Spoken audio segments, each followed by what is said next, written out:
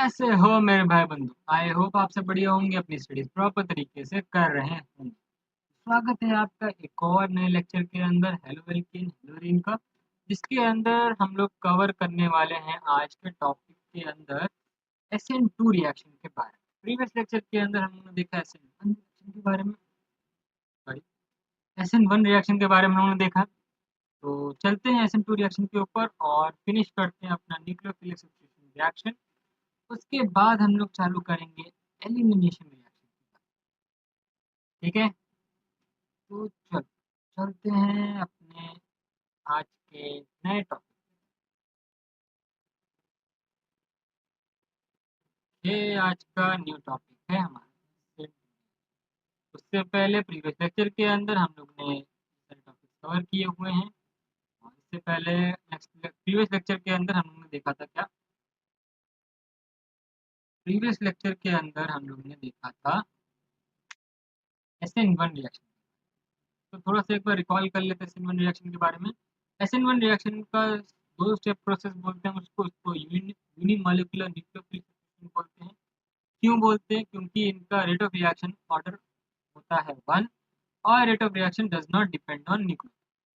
ठीक है, और इसका जो रिएक्टिविटी ऑर्डर है वो स्टेबिलिटी डिपेंड करता है कार्बोकेटाइन की स्टेबिलिटी पर, और जो कि कार्बोकेटाइन का फॉर्मेशन ही इस पूरे SN1 रिएक्शन का क्या है, मूल मंत्र है, जो रेट डिटरमाइनिंग स्टेप में होता है। पहला स्टेप होता है स्लो स्टेप, दूसरा स्टेप होता है फास्ट। ठीक है, तो ये थोड़ी सी हो गई इसकी रिकॉल। अब बात करते हैं हम SN2 रिएक्शन। SN2 रिएक्शन में ऐसा क्या है, SN2 रिएक्शन के बारे में हम बात। ठीक है, SN तो SN2 रिएक्शन में क्या होता है? पहली बात तो यहाँ पर वीक न्यूक्लियोफाइल का कोई काम नहीं है, स्ट्रॉन्ग न्यूक्लियोफाइल यहाँ पे। स्ट्रॉन्ग न्यूक्लियोफाइल क्यों चाहिए?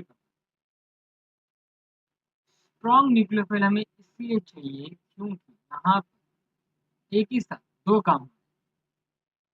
क्या हो रहा है वो दो काम भैया बताओ, बताएं। तो यहाँ पर क्या हो रहा है, ये यहाँ पर एक लिविंग ग्रुप लगा है और ये जो आपका न्यूक्लियोफाइल है ये पीछे से अटैक कर देता है भाई। वो वेट नहीं करता, स्ट्रॉन्ग न्यूक्लियोफाइल है वेट नहीं करेगा, भैया मेरे को तलब है इस चीज़ की, भैया मेरे को न्यूक्लियस चाहिए। स्ट्रॉन्ग न्यूक्लियोफाइल है बहुत जल्दी जाकर अटैक कर, तो वो अटैक जब कर रहा है ना तो दो काम हो रहा है भाई साथ ही साथ। पहला काम, यहाँ से बॉन्ड ब्रेक होना, लिविंग ग्रुप के साथ बॉन्ड ब्रेक करना और न्यूक्लियोफाइल के साथ बॉन्ड फॉर्मेशन करना। ये दोनों काम आपका एक ही समय पे हो रहा है। और इस स्टेट को जो हम बोल रहे हैं इस पूरे रिएक्शन के अंदर, इस स्टेट को हम लोग बोलते हैं ट्रांजिशन स्टेट। ट्रांजिशन स्टेट बोलते हैं और इस ट्रांजिशन स्टेट के अंदर ही आपका ये काम हो रहा होता है। और ये ट्रांजिशन स्टेट थोड़े समय के लिए होता है, उसके बाद हमारा न्यूक्लियोफाइल जुड़ जाता। ध्यान रखना ये आपका पीछे से हमला करेगा। ठीक है, ये तो बात होगी हमारा SN2 रिएक्शन। और देख के भी लग रहा है यहाँ पे सिंगल स्टेप में पूरा मामला निपट गया। तो यहाँ पे इस रिएक्शन को हम लोग सिंगल स्टेप प्रोसेस, ये आपका सिंगल स्टेप प्रोसेस रिएक्शन है। एक ही स्टेप में पूरा रिएक्शन कंप्लीट हो जाएगा। No intermediate, no carbocation. ठीक है, कोई भी इंटरमीडिएट नहीं है यहाँ पे, इंटरमीडिएट नहीं है तो यहाँ पे सिर्फ ट्रांजिशन स्टेट आपको मिलेगा। No intermediate formation. ठीक है, कोई भी इंटरमीडिएट फॉर्म नहीं होगा यहाँ पर। और अगर हम बात करें यहाँ पर, ट्रांजिशन स्टेट बन रहा है यहाँ पे। ठीक है, ट्रांजिशन स्टेट इज फॉर्म,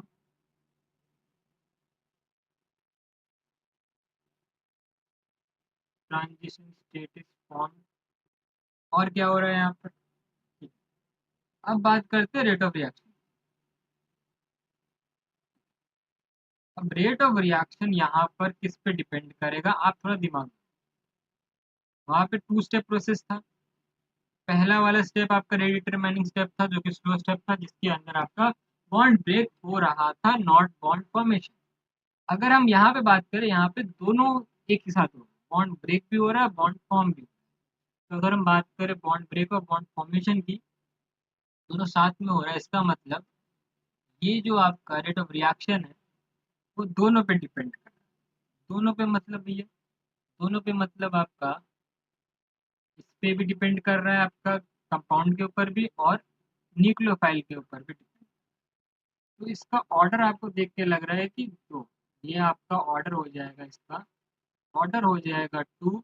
इसका मतलब इसको हम लोग बोलते हैं SN2, मतलब bye molecular nucleophilic substitution reaction. ठीक है, क्योंकि दो मॉलिक्यूल्स यहाँ पे एक साथ आपस में पार्टिसिपेट कर रहे हैं सिंगल स्टेप के अंदर, तो रेट ऑफ रिएक्शन हो जाएगा आपका ऑर्डर। ठीक है, तो ये बात होगी रेट ऑफ रिएक्शन। अब बात करते हैं रिएक्टिविटी। SN1 में रिएक्टिविटी ऑर्डर क्या था, जो वो कार्बोकेटन की स्टेबिलिटी पे। यहाँ पे हम रिएक्टिविटी कैसे निकालेंगे, यहाँ पे रिएक्टिविटी आपका आ जाएगा स्टेरिक हिंड्रेंस। स्टेरिक हिंड्रेंस के कारण यहाँ पर आपका reactivity order decide. Steric hindrance को मैंने बताया था आपको आई थिंक इससे 2 लेक्चर पहले। ठीक है, एक बार फिर से बता देता हूँ। स्टेरिक हिंड्रेंस का मतलब भीड़ भाड़ वाला इलाका। अगर न्यूक्लियोफाइल जिस भी कंपाउंड से अटैच हो रहा है उसके आसपास भीड़ भाड़ होगा, ज़्यादा भीड़ भाड़ होगी, तो रिएक्टिविटी कम होगी। इसका मतलब अगर मैं थर्ड डिग्री कार्बोकेटाइन लेता हूँ, कार्बन लेता हूँ, थर्ड डिग्री कार्बन वाला कंपाउंड लेता हूँ, तो वहाँ पे रिएक्टिविटी सबसे कम होगी और प्राइमरी वाले में सबसे ज़्यादा होगी। तो रिएक्टिविटी ऑर्डर हो जाएगा फर्स्ट डिग्री, 2 डिग्री, फिर 3 डिग्री। तो ये आपकी हो जाएगी रिएक्टिविटी ऑर्डर, ठीक SN1 का उल्टा।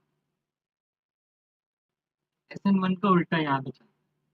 ठीक है, अब आगे बढ़ते, अब आगे बढ़ते, आगे बढ़ते, आगे बढ़ते। अब सॉल्वेंट की बात। सॉल्वेंट क्या है भाई, सॉल्वेंट यहाँ पे यूज होता है पोलर ए प्रोटेक्ट। जितने पोलर ए प्रोटेक्ट सॉल्वेंट है वो आपका यूज होंगे SN2 रिएक्शन के अंदर। Polar aprotic, I hope I am clear that SN2 reaction में सिंगल स्टेप हो रहा है, no intermediate formation, transition state बन रहा है जहाँ पे एक ही समय बॉन्ड ब्रेक हो रहा है, एक ही समय बॉन्ड फॉर्मेशन हो रहा है। और फिर यहाँ पे रेट ऑफ रिएक्शन का ऑर्डर 2 है, जो दोनों पे डिपेंड कर रहा है, न्यूक्लियोफाइल पे भी डिपेंड कर रहा है।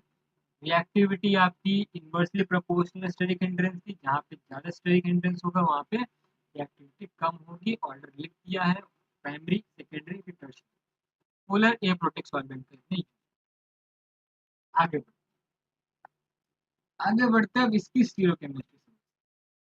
इसकी स्टीरियोकेमिस्ट्री कैसे समझेंगे हम, ऐसे देखो देखो देखो आसमान में बादल उड़े,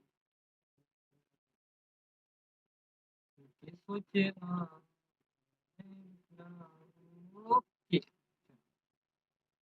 स्टीरियोकेमिस्ट्री, स्टीरियोकेमिस्ट्री में क्या होगा भाई, स्टीरियोकेमिस्ट्री में हमें समझना है कैसे न्यूक्लियोफाइल अटैक कर।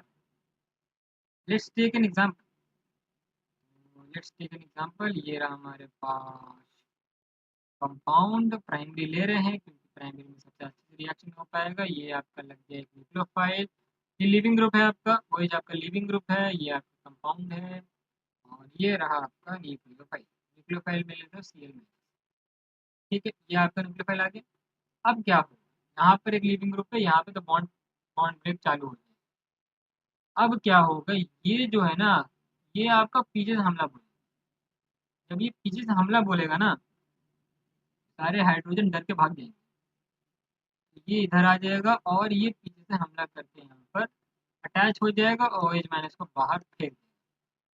ठीक है, ये क्या हो रहा है, यहाँ पे वंडर वॉल इन्वर्जन हो रहा है। जब यहाँ पे स्टीरियोकेमिस्ट्री चेंज हो जा रही है, ठीक है, इन्वर्जन हो जा रहा है, तो इसी पूरे पार्ट को हम लोग बोलते हैं वन वॉल्ड, क्या बोलते हैं, वॉल्डर इन्वर्जन।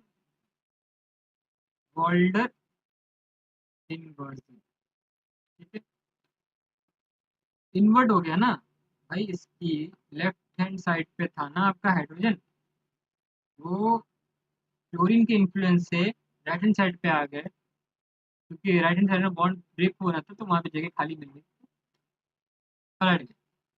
ठीक है, स्टीरियोकेमिस्ट्री में आपको ध्यान रखना है, न्यूक्लियोफाइल जब भी अटैक करेगा वो पीछे से अटैक करेगा, जिसके कारण इस कंपाउंड की केमिस्ट्री पूरी चेंज हो जाएगी, वो इन्वर्जन पे चला जाएगा, वॉल्टर इन्वर्जन हो जाएगा उसका। तो ये रहा इसका stereo. I hope I am clear. Then to reaction भी आपको क्लियर हो गया होगा, वन भी रिएक्शन क्लियर हो गया होगा। नेक्स्ट लेक्चर के अंदर हम देखेंगे एलिमिनेशन रिएक्शन के बारे में और कुछ न्यूक्लियोफिलिक सब्स्टिट्यूशन रिएक्शन को परफॉर्म करके भी देखेंगे। तो तब तक के लिए बाय, मिलते हैं आपको नेक्स्ट लेक्चर।